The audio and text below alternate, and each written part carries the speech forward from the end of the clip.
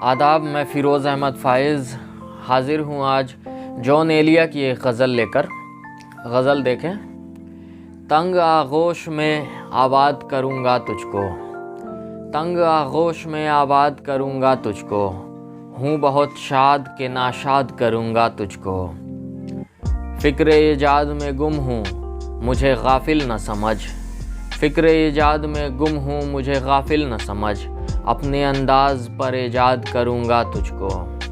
नशा है राह की दूरी का कि हमराह है तू, नशा है राह की दूरी का कि हमराह है तू, जाने किस शहर में आबाद करूँगा तुझको। मेरी बाहों में बहकने की सज़ा भी सुन ले, मेरी बाहों में बहकने की सज़ा भी सुन ले, अब बहुत देर में आज़ाद करूँगा तुझको, अब बहुत देर में आज़ाद करूँगा तुझको। मैं के रहता हूँ बसद नाज गुरेज़ां तुझसे, मैं के रहता हूँ बसद नाज गुरेज़ां तुझसे, तू न होगा तो बहुत याद करूँगा तुझको, तू न होगा तो बहुत याद करूँगा तुझको।